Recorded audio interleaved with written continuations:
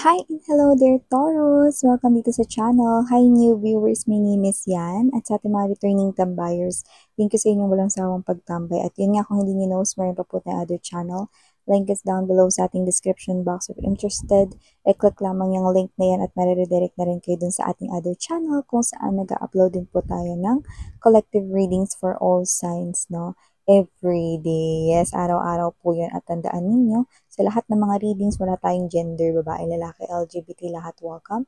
Pwede rin pong i-switch yung mga roles dahil possible talaga magkapalit-palit. Why? Kasi sa itong general reading, and at the end of the day, lahat kayo ay may free will po na free nyong gamitin anytime, anywhere. Cross-watchers ni Taurus at may Taurus placement sa kanilang natal or birth chart. Welcome ka rin. Thank you so much, Archangel Michael, together with the angel guides. Can you give us message para kay Taurus, please? Mga mensahe para kay Taurus. What does Taurus needs to know?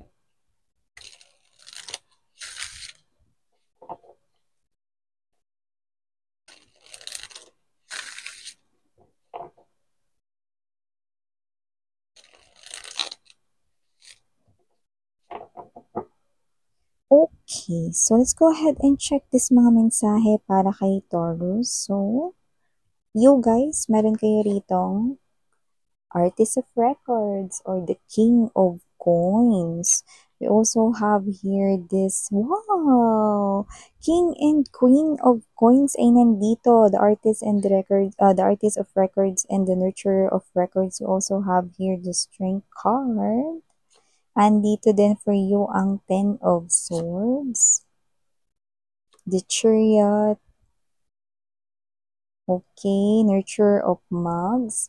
Bottom of the deck we have here, okay, the Tower, the Justice, and the Eight of Swords inner. So, unahin ko na to ha, mga babes, no? Meron ba kayo rito parang mature na parang lady or parang mature na man? Pwedeng parent niya ito, nanay, tatay, lolo't lola, no? Na posibleng nahihirapan sa paglalakad, no? Or parang medyo sumasakit yung mga tuhod, no? So, nakakita tayo dito ng recovery. Yan, no? Actually, nakikita ko rito, no, that with these wheelchairs, possible na gumagamit sila niyan ngayon, yung iba sa kanila, no? Dahil medyo nahihirapan silang maglakad. Or yung iba, doesn't have to be na naka-wheelchair, pero parang madalas nakaupo, no? Kasi nga, nananakit yung mga tuhod, yung muscles, buto-buto rito, no? So, nakikita ko rito that this person here, kung sino man to with the nurture of mugs, no? Nagkakaroon dito ng recovery, no? Meron ditong pagre-recover tayong nakikita at mas gaganda ang kanya rito, no? Na health, okay? Sa mga susunod na mga araw, mas magiging okay siya, mas nakikita ko rito, no? At saka, alam mo mga babes, no, nakikita ko rito na makakasama na rin siya rito sa inyong pinakanalalapit, lalo na kung magkakaroon kayo ng parang family reunion or whatever, no? Nakikita ko rito na makakasama na siya ron at mas nakikita kong mas maganda na yung kanya rito, no, nakalagayan bago pa yon mangyari or bago pa dumating yung araw na yun. Wow, very good, no? At mai-enjoy niya rin, no? Yung inyo ritong lakad, no? So, magandang balita yon, no? So, yan. And also, no, meron pa syempre tayo ditong mga iba pang mga mensahe. So, with this artist and the nurturer of records, I'm seeing divine counterparts right here. Nakita ko rito na yung iba pwedeng magkasama na kayo ngayon pero wag ka. May mga na-sense din ako rito, no, na single Torians out there, no, na ito pa lamang mga darating na mga linggo, makikilala or makikita nyo pa lamang siya. This person here might love music, or this person here pwedeng may kinalaman sa music ang kanyang trabaho, pwedeng sa media siya, sa arts or whatever. Okay, this person here could be someone who loves listening to music as well, or music is part of his or her life, no? At nakikita ko na itong tao na to, no, is parang meron ka ritong mapapansin sa kanya na pwedeng isa sa mga bagay na meron ka rin na parang gustong makita sa isang person, 'no? Kaya magiging interesante itong tao na 'to para sa'yo, 'no? And you will be curious, yes, 'no? You will be curious with the strength card energy about this person here, 'no? Pero ang hindi mo alam, 'no, akala mo ikaw ang unang makakapansin sa kanya, 'wag ka. Kasi, okay, napapansin ka rin niya. So, ang maganda rito wala kang gagawin at mauuna siya rito na hingiin ang iyo rito na social media account. Yan o, online ko kayo nakikitang mag-uusap, yan o. So, for some reason, nakikita ko rito ang dalawang mature individuals na nakikita ko rito na hindi flirtatious ang una ninyo magiging usapan. Like, yung ano lang, no, tamang conversation ng dalawang taong getting to know each other. Ang ganda, no? Kasi parehas pa kayo ritong faithful, at parehas rin kayo ritong may trabaho. Yan, no? May energy rin kayo rito na posible kayong maging successful kung magtatayo kayo ng business na dalawa in the future. Ganda yun, guys, ha? So, nakikita natin dito. Okay? So, maliban diyan, nakakita rin ako ng energy rito, no, na posibleng siya ay busy sa work, okay, may gano'ng klase ng indikasyon, pero nag-e-enjoy siya. Siya yung klase ng energy na parang halos walang time, no, na mag-enjoy, like lumabas with friends, no, pero siya yung klase ng energy na mababago na yung kanya ritong social life kasi darating ka na sa buhay niya. So, mas magiging exciting ito at mas magiging masipag siya or mas magiging may gana siya rito, 'no, na mas makakapag-ipon pa more, 'no, sa kanyang future, Actually, sumagi na rin sa isip niya rito na akala niya tatanda siya rito mag-isa lang pero, yun pala hindi. Kasi after kanya ritong makita or lalo na kapag nag-usap na kayo, 'no, mas lalo niya ritong nakikita na talagang gusto niyang mag-asawa. Yan o. So, nakita tayo ng energy. Nabibilis rin ang inyo rito, no, na connection kapag ka nagsimula na kayong mag-usap. So, maliban dyan, Taurus, nakita rin tayo ng energy rito. Okay?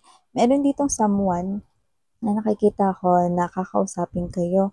Pupuntahan kayo at kung sino man siya, possible na puwedeng ito ay kakilala mo at puwedeng ito ay someone who is mature din. Puwedeng teacher mo dati, puwede rin naman 'no na kilala mo. May energy na puwedeng kunyari, siya yung nanay or tatay ng dati mong kaklase noon or may energy rin na parang siya yung nanay or tatay ng kaibigan mo, may gano'n, eh. So, kung sino man 'tong pupunta sa inyo, huwag kayong mag-alala dahil una sa lahat hindi siya mangungutang sa'yo. Meron lang siya rito mga babes 'no, na parang ipapakisuyo or parang favor na hihingin sa'yo rito 'no. So, puwedeng ito ay may nakikita ako ritong pera, 'yan 'no, may cash dito. So, lumalabas na puwedeng ito ay baka nakita niya yung gawa mo or meron siya ritong parang hihingi na pabor na puwedeng baka ikaw na lang yung kunin ko para dito, 'yan. So, may mga gano'ng klase ng parang proposal, project proposal ito 'no. So, may nakikita ko ritong kapalit 'no, na money na nakikita ko dito. So, parang ito ay trabaho, sideline gano'n, side hustle 'no. So, nakikita ko rito na hindi mo 'yan tatanggihan agad, pero hindi mo siya agad masasagot kasi titingnan mo pa rito yung parang schedule mo kung wala ba kayong masasagasaang schedule sa araw na 'yan or wala ba ritong tatamaang importanteng trabaho na meron na kayo 'no. So, nakikita ko wala naman. So, nakikita kong iga-grab niyo 'yan. Basta 'pag kinausap niya kayo, hindi kayo kaagad oo. Kasi titingnan niyo muna 'no, kung meron ba kayong mga dapat gawin no, or baka meron pa kayo rito na hindi naisulat pero may gagawin pala kayo sa araw na 'yun. So, gusto niyo munang maging sigurado, 'yan 'no. Ayaw niyo rin kasi mga babes na i-turn down yung offer agad-agad since kung ano man yung hinihingi niya ritong pabor, hindi naman na siya iba sa inyo. Plus, may energy rin kayo na kung ano man yun, gusto nyo rin yun gawin. Yan. So, maliban dyan, Taurus, nakakita rin ako ng energy rito. Medyo meron din ditong isa pang gustong kumausap sa'yo, pero medyo nahihiya siyang kausapin kayo. May energy siya rito na posibleng ito ay isa sa mga ex mo way back before. Okay? So, kung sino man siya, possible na itong tao na 'to 'no, is aminado na parang medyo pumangit yung buhay niya nung nawala kayo 'no. So, kung sino man 'to parang may sinasabi niya na rin dito na either napariwara siya ng bahagya or parang naging messy yung buhay niya nung wala kayo, gumulo, ganyan 'no. So, kaya siya rito lumalapit sa inyo mga babes 'no, kasi parang, siya ito na hindi naman siya yung as in naniniwala sa mga tarot readings like this, pero parang naniniwala siya sa karma.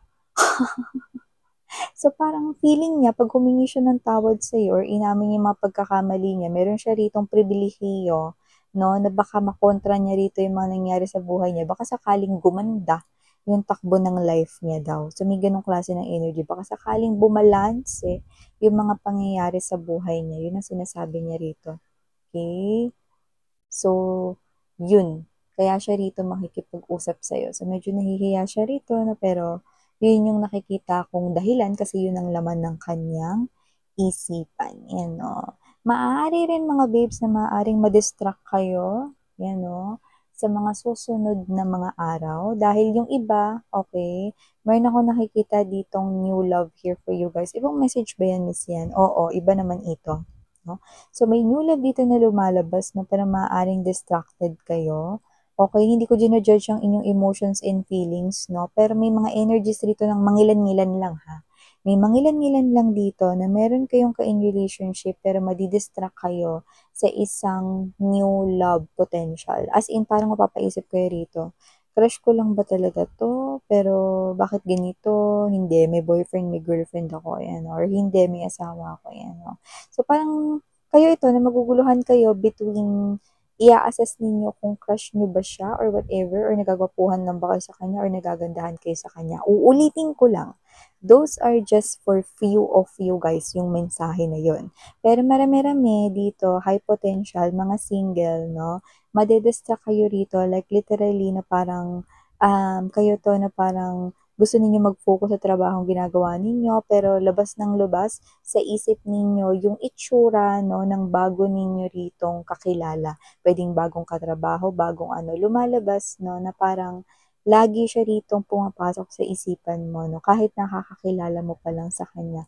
Yeah, it's an indication 'no, na type mo siya rito pero puwedeng hindi ka aware or crush mo yung mga kagaya niya 'no, pero hindi ka aware. May gano'ng klase ng energy. That's why you feel distracted. Yan 'no. Tandaan ninyo your feelings and emotions are all valid, walang tama at mali 'no. Magiging mali lang ang isang bagay 'no, kapagka ito ay masyadong na-abuse 'no, or alam mo yon 'no, nagamit ng hindi tama 'no. Pero dito kasi para dun sa mga, madi-distract kayo 'no, sa isang person dito 'no, nakikita ko na hindi naman ito as in magiging issue.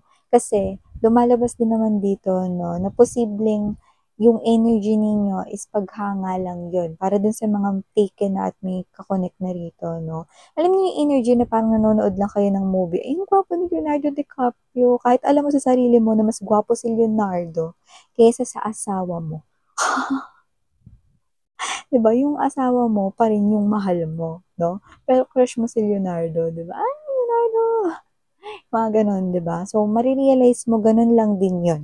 Nandidito pa lang kasi sa parang fresh yung time, parang kakakilala mo lang kasi kakakita mo lang sa kanya. So, parang distracted ka pa lang 'no. 'Yun ay para sa mga taken na, kaya huwag kayong masyadong mag-overthink, okey? Para dun sa mga single, okey lang 'yan mga babes 'no, malay niyo ito na yung umpisa ng fresh new start pagdating sa inyong love life, 'di ba?